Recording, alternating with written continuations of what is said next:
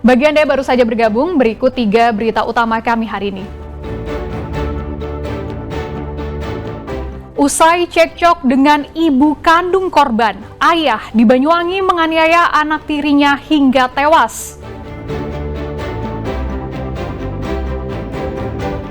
Buron 6 bulan pencuri hewan ternak di Lumajang ditembak kakinya karena hendak kabur saat akan diringkus. Penyandang disabilitas tuli dan bisu di Pamekasan belajar agama dan membaca Al-Quran melalui bahasa isyarat.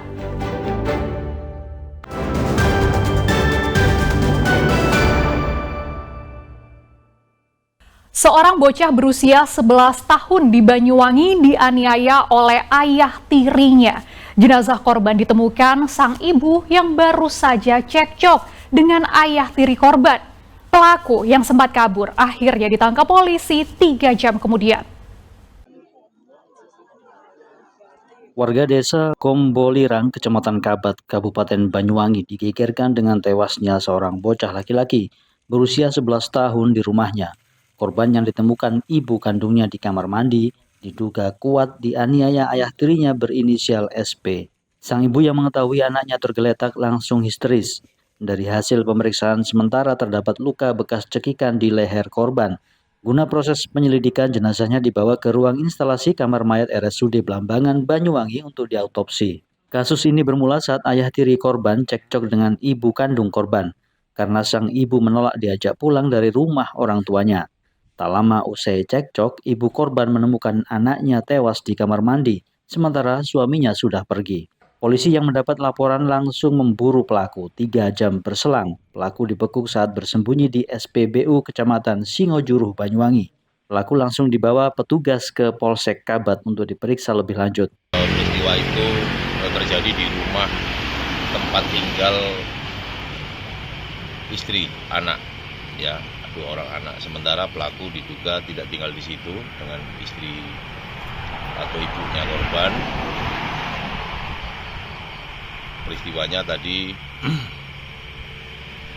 10 hari yang lalu memang ibu korban ini pergi dari rumah pelaku, mendatangi kedua anaknya di rumah yang ada di TKP itu. Nah, pelaku ini kebetulan berniat untuk menjemput ibunya, tetapi di situ terjadi peristiwa cekcok mulut dan ini sudah dikonfirmasi beberapa keterangan saksi. Polisi masih mendalami motif pelaku membunuh korban. Jenazah korban juga akan diautopsi guna mengetahui penyebab pasti tewasnya korban. Taufik Ferdiansah melaporkan dari Banyuwangi. Seorang pelaku pencurian hewan ternak sapi di Lumajang dilumpuhkan oleh timah panas tim Resmo Polres Lumajang. Pelaku dibekuk polisi usai melarikan diri selama 6 bulan ke Pulau Batam. Misnatun, 45 tahun, warga desa Penawungan, Kecamatan Ranuyoso, Lumajang, menanggung sakit setelah kaki kanannya dilumpuhkan oleh timah panas tim Resmo Polres Lumajang. Polisi terpaksa menembak kaki pelaku karena akan melarikan diri. Misnatun diringkus karena melakukan tindak pidana pencurian hewan ternak sapi milik Muhammad, 44 tahun, di desa Ranuyoso, Lumajang pada beberapa bulan lalu. Sebelum dibekuk, pelaku sempat melarikan diri ke Pulau Batam selama 6 bulan. Setelah mendengar pelaku pulang, polisi tak menunggu lama hingga langsung meringkusnya di tempat persembunyian.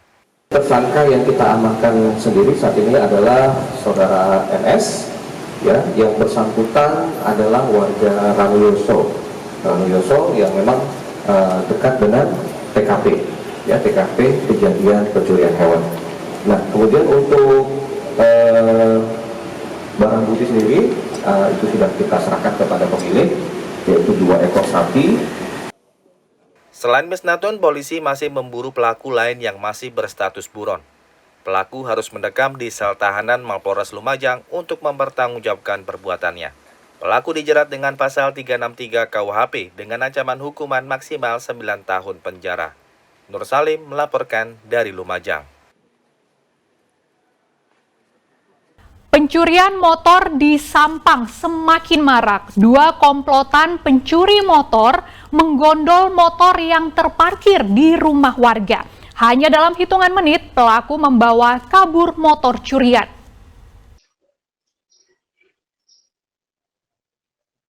Dua maling motor terekam CCTV saat beraksi di halaman rumah milik seorang warga di Desa Rabian, Ketapang, Sampang.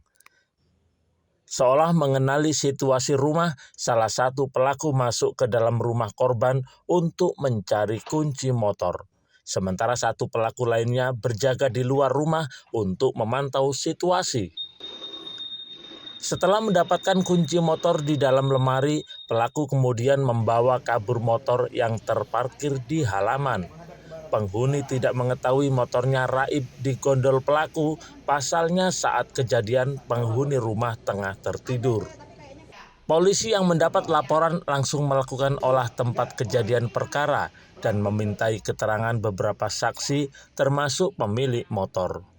Merupakan kasus pencurian sepeda motor yang diduga dilakukan oleh dua orang, terjadi di Dusun Rabian, Desa Rabian, Kecamatan Ketapang, Kabupaten Sampang.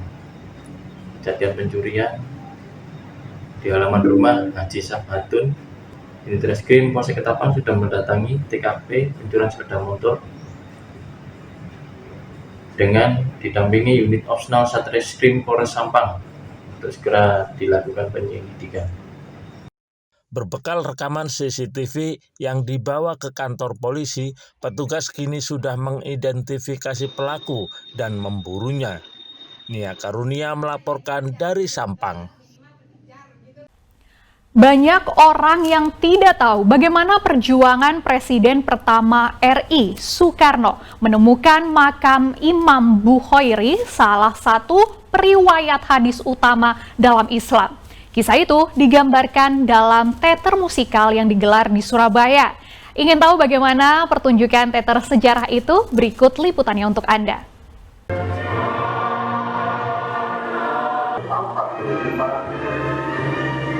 Pertunjukan teater dan musik bertema Soekarno dan Imam Bukhairi ini ditampilkan di Balai Budaya Surabaya. Sebanyak 20 aktor Indonesia dan Uzbekistan menampilkan pertunjukan yang menarik dengan perpaduan musik dan video.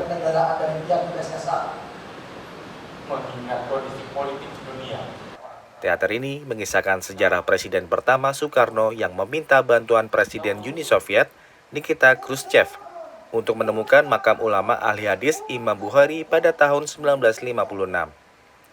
Alhasil berkat bantuan Presiden Rusia, makam periwayat hadis tersebut ditemukan di daerah Samarkand, Uzbekistan.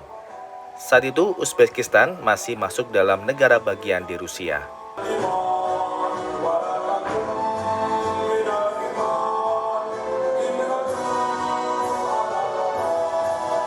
Pertunjukan ini disaksikan Wakil Gubernur DKI Jakarta Rano Karno serta Wali Kota Surabaya Eri Cahyadi. Menurutnya teater sejarah semacam ini sangat penting untuk mengingatkan generasi muda saat ini dan mengenang sejarah keterkaitan antara Soekarno dan Islam. Ya, kita harus akui memang mungkin hanya orang tertentu yang punya kemampuan. Bayangin loh, kita nggak usah bicara mistiknya, tapi dia bisa meyakini Presiden Rusia untuk cari makamnya itu, kan berarti punya kemampuan dia. Kalau dibanding Indonesia, dibanding Rusia, mereka jauh lebih besar, lebih kuasa, lebih adidaya. Nah, kalau Indonesia pada waktu itu apa? Tapi kok bisa seorang Bung Karno bisa minta kepada Presiden Rusia untuk cari makam itu? Nah, itu kan berarti kalau dari sudut pandang sangat menarik, sangat menarik. Kenapa beliau sampai dengan mengatakan kepada Presiden Uni Soviet waktu itu untuk mencari dan menemukan makam dari Imam Bukhairi? Karena beliau belajar pada tokoh Serikat Islam, Mas Cokro Aminoto, yang terkenal dengan bukunya Islam dan Sosialisme. Nah, ini yang menunjukkan bahwa salah satu keinginan beliau dan peradaban bisa ketemu makam Imam Bukhairi adalah ketika beliau belajar juga terkait Islam yang ada kuat, yang ada di Cokro Aminoto di Surabaya. Karena inilah saya ingin mengeksplor betul dengan saya matur nuwun pada Bu Yanti dan Bang Rano Karno karena mementaskan di kota Surabaya sehingga kita bisa mengeksplor betul bahwa Surabaya, Soekarno dan Surabaya itu adalah satu kekuatan, satu ikatan. Bagi penonton, pertunjukan teater Soekarno dan Imam Al-Bukhairi ini cukup berkesan dengan kreasi tampilan yang dibuat.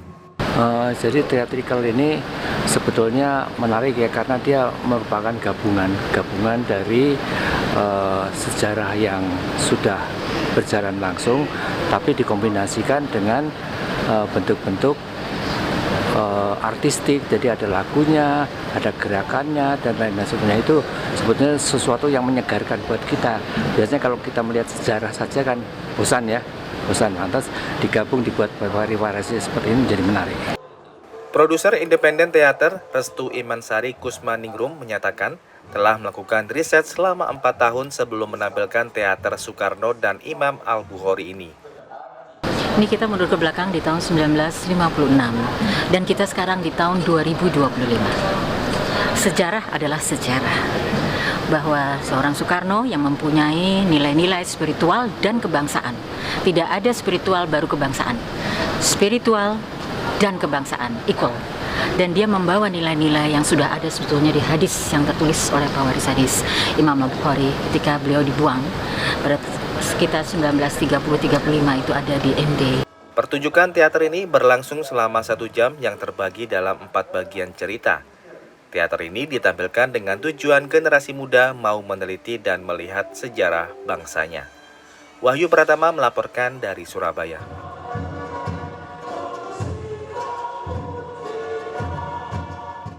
Bagi kebanyakan orang, belajar agama dan membaca Al-Quran bisa dilakukan dengan mudah. Namun, tentu tidak bagi mereka yang bisu dan tuli. Nah, di Kabupaten Pamekasan, para penyandang disabilitas belajar agama dan membaca Al-Quran melalui bahasa isyarat, sehingga mereka dapat memahami makna ayat demi ayat. Tidak ada alasan berhenti belajar agama, meski tuli dan bisu. Di Kabupaten Pamekasan, sejumlah sahabat tunarungu mendapatkan pelajaran agama Islam dengan bahasa isyarat. Kegiatan rutin yang dilakukan setiap hari Minggu ini sedikitnya diikuti 15-35 orang. Mereka tak hanya dari wilayah setempat, melainkan juga dari beberapa kota lain di Jawa Timur.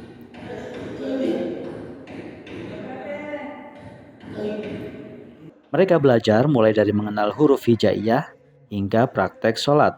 Semuanya disampaikan dengan cara yang lebih visual. Tidak ada suara lantang, hanya bahasa isyarat yang dipahami peserta agar mendapatkan pemahaman yang mendalam.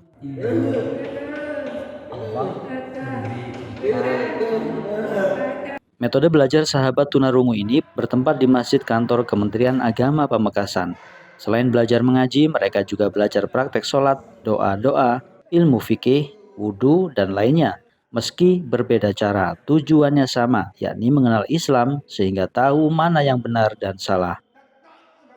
Alhamdulillah oleh Bapak Kemenak, Bapak Muwardi direspon dengan sangat positif sekali, sehingga beliau sangat welcome dan beliau sangat menerima dengan bangga. Artinya mari deh, artinya saya langsung ditentukan kapan jadwalnya. Artinya diadakan agenda itu. Teman-teman Pamekasan ini selalu mengaji di sini dengan Al-Quran bahasa isyarat. Jadi mereka ngaji itu seperti A, Ba, Ta, Sa, Ja, Ha, Ho, dan seterusnya sampai Ya itu terakhir. Kegiatan ini merupakan momen menyenangkan bagi sahabat tunarungu.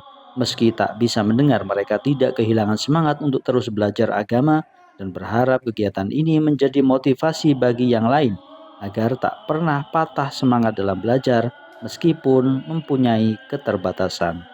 Fatur Rosi melaporkan dari Pamekasan. Ya, informasi tadi mengakhiri jumpa kita di Berita Jawa Timur. Jangan lupa pastikan Anda subscribe channel YouTube Liputan 6 SCTV Daerah. Atas nama rekan bertugas, saya Fri Mariana mengucapkan terima kasih atas perhatian Anda. Selamat beraktivitas dan sampai jumpa.